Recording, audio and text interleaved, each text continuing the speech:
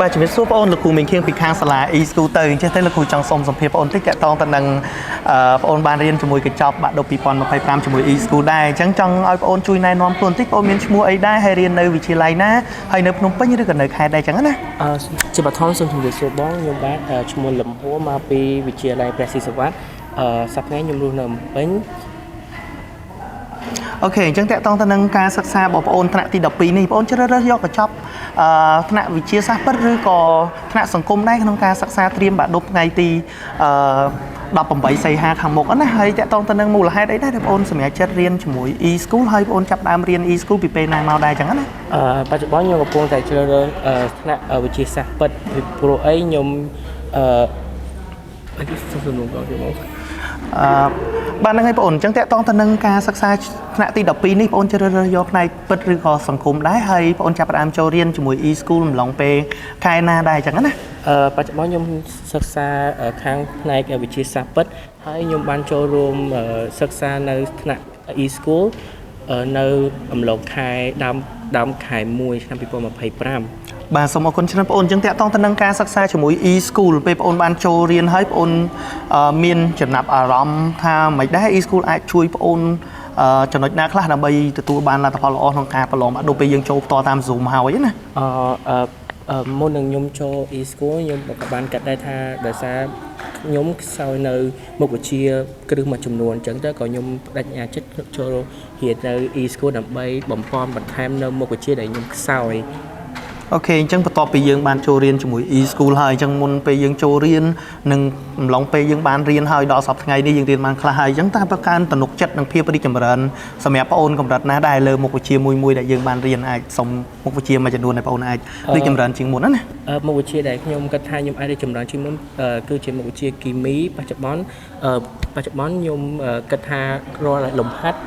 មេរៀនដែលលោកគ្រូអ្នកគ្រូគាត់ដាក់ឲ្យខ្ញុំដោះស្រាយបានដោយសារអីដោយសារការរៀនអនឡាញជាមួយនឹងលោកគ្រូចេះទៅវីគាត់បានបញ្យល់មេរៀនគាត់បានបញ្យល់នឹងគ្រឹះមូលដ្ឋានមួយចំនួនយ៉ាងច្រើនជាដូច្នេះហើយខ្ញុំចាប់បាន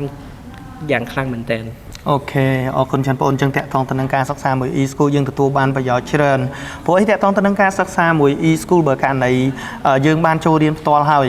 តើយើងមានការរីកខមមិនអីទៅកាន់សិស្សប្អូនផ្សេងទៀតឬក៏មិត្តភ័ក្តិរបស់យើងដែលត្រូវប្រឡងបាក់ឌុបថ្ងៃជាមួយគ្នា18សីហា19សីហានេះតើយើងមានការរីកខមមិនទៅកាន់ពួកគាត់មិនខ្លះដែរថាគាត់គួរតែរៀនជាមួយ e-school អត់ដើម្បីត្រៀមបាក់ឌុបហើយ e-school អាចជួយពួកគាត់ចំណុចណាខ្លះដែរដើម្បីឲ្យពួកគាត់មានទំនុកចិត្តខ្ពស់ក្នុងការរៀនត្រៀមបាក់ឌុបដូចបងដែរខ្ញុំសូមផ្ញើផ្ដាំទៅបងនិងបងប្អូនមួយចំនួនបើសិនជាអ្នកទាំងអស់គ្នាខ្សោយនៅមុខវិជ្ជាណាឬក៏មូលដ្ឋានគ្រឹះអ្នកទាំងអស់គ្នាកំពុងខ្សោយសូមសំណូមពរអាចសាករៀនជាមួយនឹង e-school បានព្រោះអីនៅពេលដែលរៀនជាមួយ e-school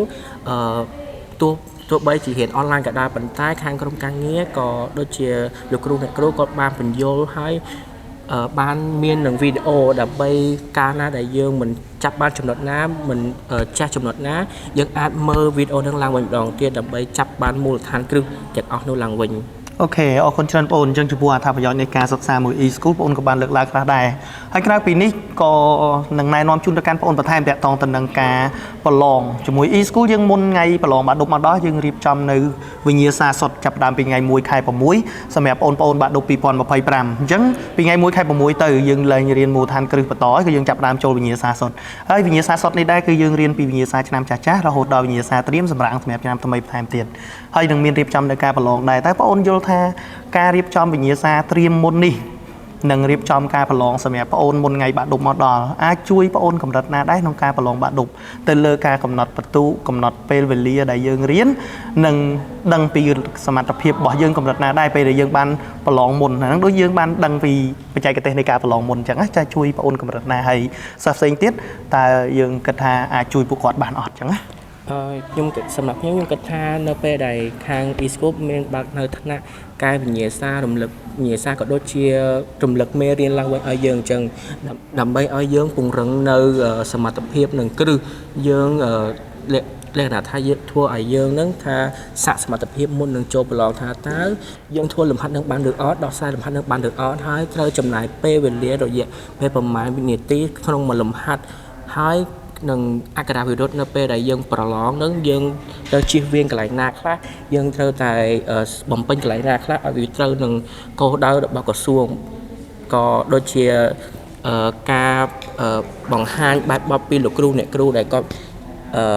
ផ្ដាំទៅកូនសិស្សមួយចំនួននឹងថាគួរធ្វើយ៉ាងម៉េចកុំឲ្យបាត់បង់បន្ទុកហើយធ្វើយ៉ាងម៉េចឲ្យមានបន្ទុកច្រើនឬក៏មានអក្ខរាវិរុទ្ធល្អជាងមុន បាទអញ្ចឹងអរគុណច្រើនបងអូនចំពោះការផ្ដល់សម្ភារជូនលោកគ្រូនៃហ្នឹងណាអរគុណច្រើនបងអូន អរគុណជំរាបសួរបងជំរាបលាបង ចេះប្រេងនេះ